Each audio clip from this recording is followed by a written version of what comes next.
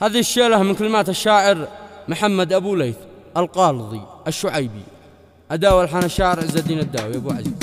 يقول أبو ليث الفتى بعرفه كل من تجاهلني وقدري ما عرف نفسي وروحي بالكفو متشرفة أهل الشهامة والمكارم والشرف والنبذ الأجال أمامي بنسفه جند رامي يطلق الرمي نصف جيد عمره ما يغير موقفه على المبادئ والقيم ما ينحرف باقي بقربك الجبال النايفة لبى وبادر كل ما الهاتف هاتف وقت النوايف والشدايد تعرفه لقى كلمة وعد ماشي خلف والفصل نفسه والمصالح تحرفه عايش بلا مبدا ولا عنده هدف يحرف مساره كل عهد ينسفه من أجل بكشة أو رضا أهل الترف الفصل يسقط عند أول عاصفة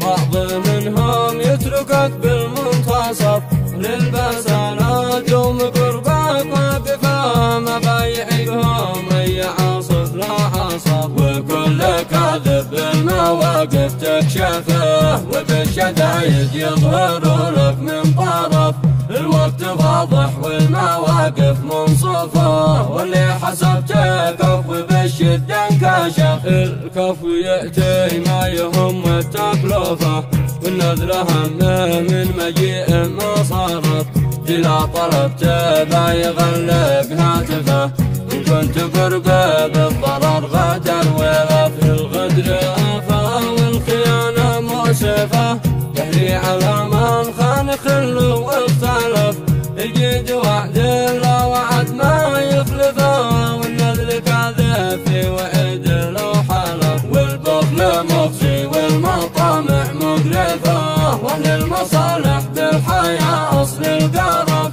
يقبل بساير من حظي بالمعرفة أهل المكارم والشهامة والشرف واهل الثقافة والعلوم الهادفة